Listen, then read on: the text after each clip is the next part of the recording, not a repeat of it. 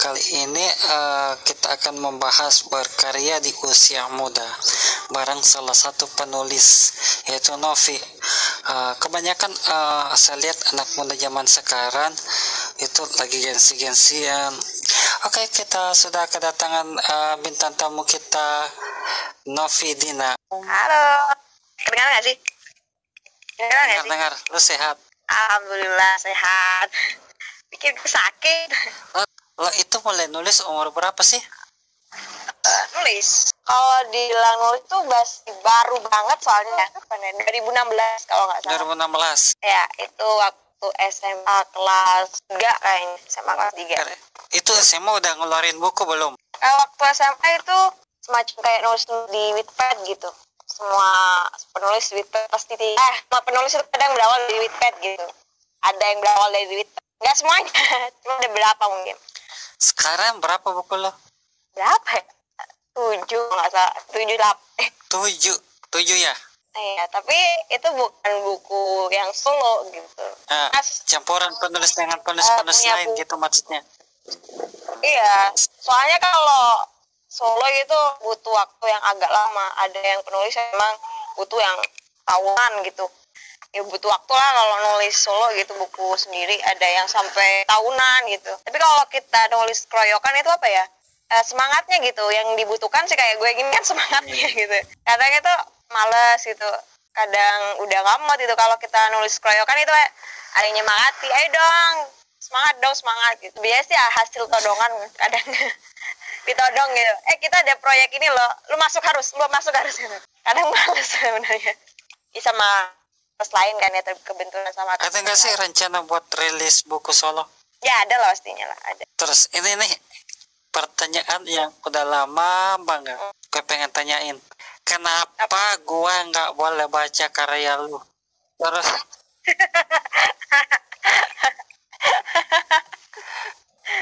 kan nggak boleh terus nanti di buku berikutnya. Udah gitu dipajang, udah terbit, udah dijual, kok gue nggak boleh beli? bukan yang boleh beli. Cuma nunggu buku berikutnya aja. Ya deh. Yang bener-bener direncanain. Yang solo. Yang solo kayaknya nggak mungkin untuk bulan untuk deket-deket ini gitu. Kalau kayak buku-buku ada proyek lagi sama teman-teman gitu untuk bikin buku tentang perempuan. Yang Cak-Anca. Oh iya. Cak-Anca, I'm sorry. Cak-Anca nanti mau jadi media loh. doain. Kalau lu suka nggak sih pakai baju-baju yang tipis atau baju-baju yang enak gitu, baju-baju santai? Kalau di rumah sih lebih enak pakai gamis sih. Nih gue gitu. Ada produk cowok buat kaos keren gitu. Banget kayaknya, tipis tapi tapi kalau ya? Untuk aktivitas keringat itu dapat meresap, padahal kayaknya tipis banget, enak banget. Lo cobain deh produk kaos 5 Distro. Siap, nanti gue ada gue Instagramnya nggak? Di promote. Oh siap.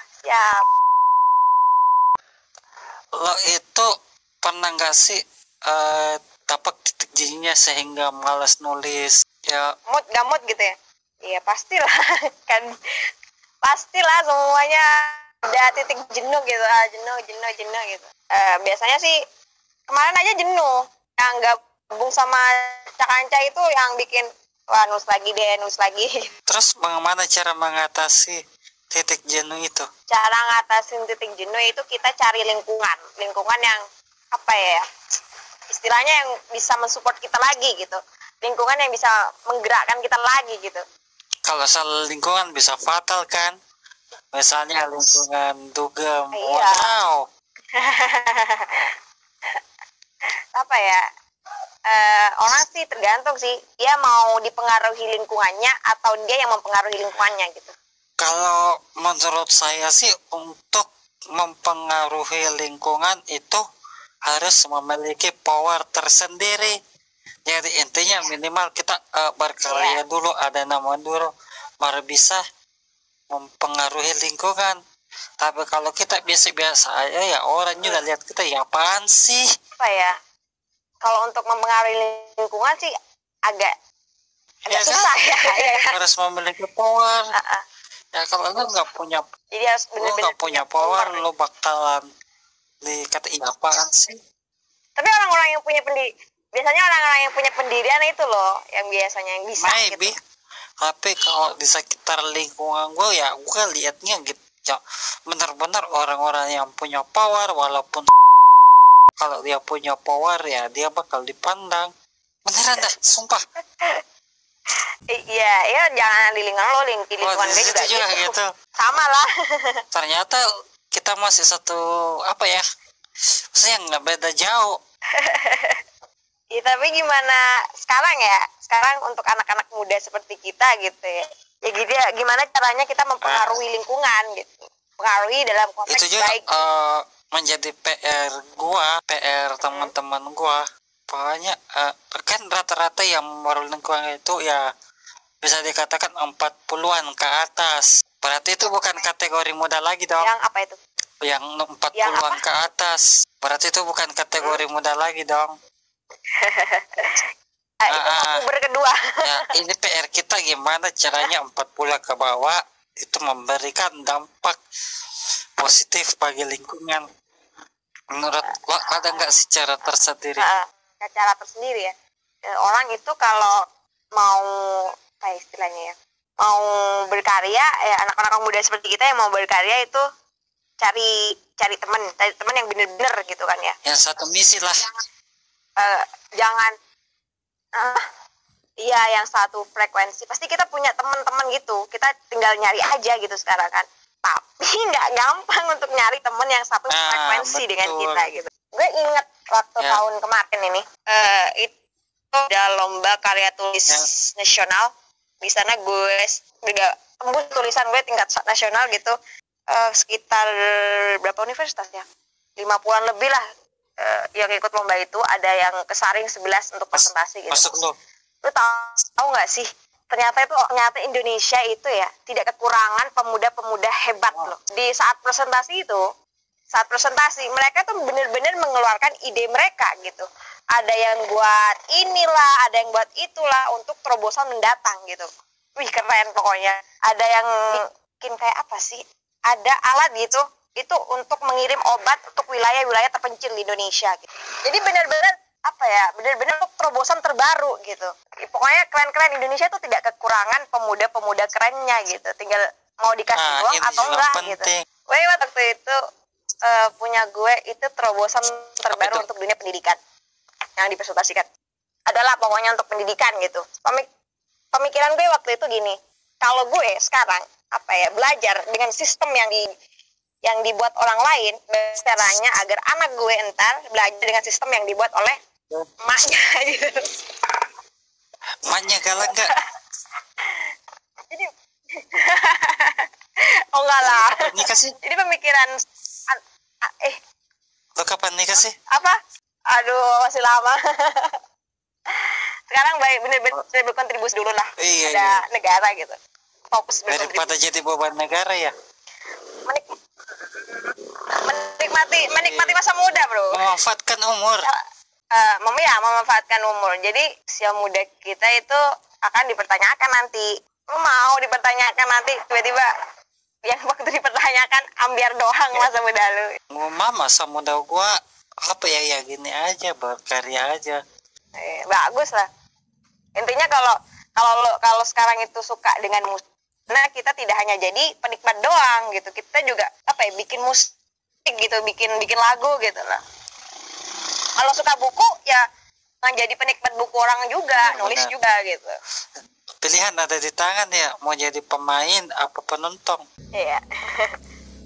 Mau jadi tukang sorak doang atau jadi yang main gitu. Benar. Ada nggak sih kepikiran gue akan nulis sampai umur segini, gue akan nulis sampai umur segini? Pikiran pokoknya sampai penat lah gitu. Sampai capek, sampai jenuh gitu.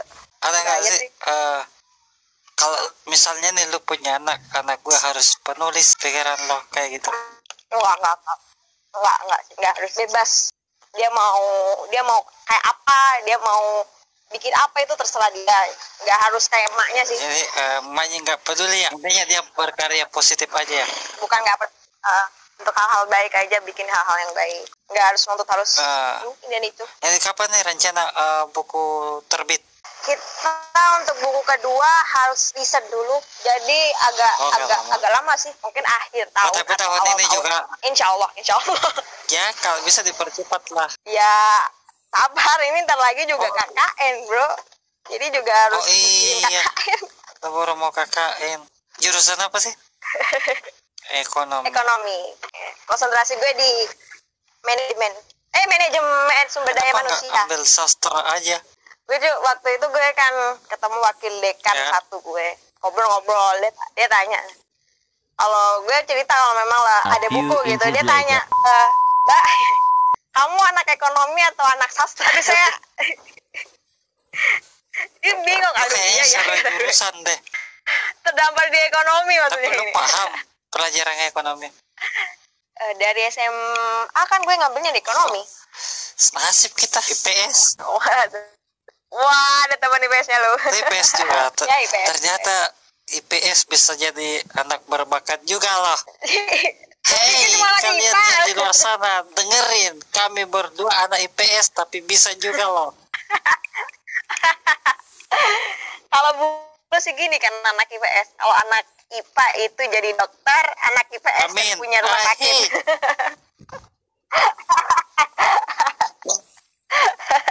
Ini sekedar bulian doang. Itu bulian zaman dulu gitu.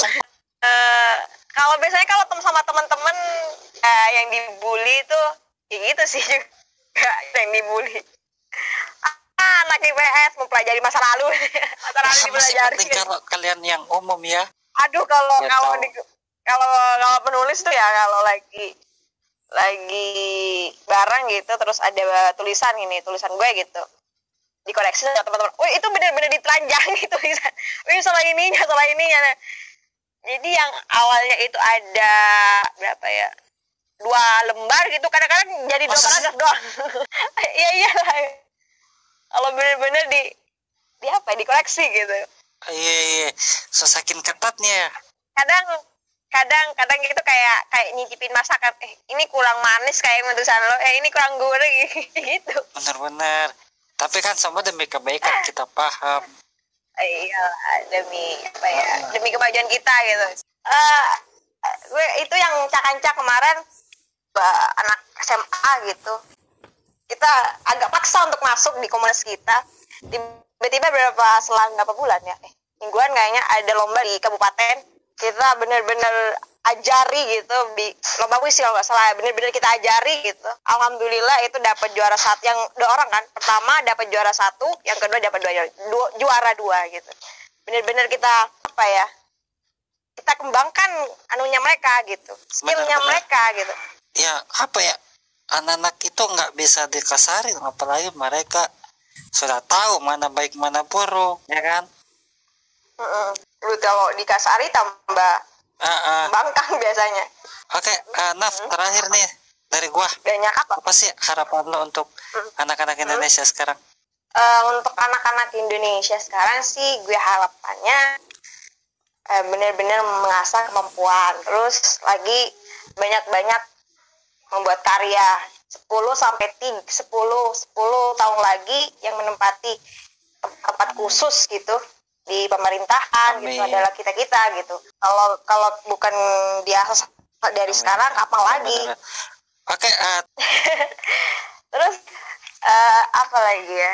Sekarang mimpinya bukan lagi mau jadi PNS atau jadi apa. Mimpi kita sekarang itu bagaimana kita benar-benar berkontribusi pada negara. Kalau sekarang kita pakai sistem perekonomian yang dibuat orang lain, sekarang kita berpikir bagaimana orang lain yang memakai sistem perekonomian yang kita buat gitu. Benar-benar menghabiskan masa muda untuk memberikan yang terbaik untuk negara gitu. Amin. Kontribusi pada negara. Kalau bukan kita siapa lagi? Pokoknya 10 tahun ke depan gue lihat Novi jadi menteri. Amin. Aduh, hancur kayaknya negara. Iya, amin. Oke, thank you banget Nov sudah gabung di podcast gua.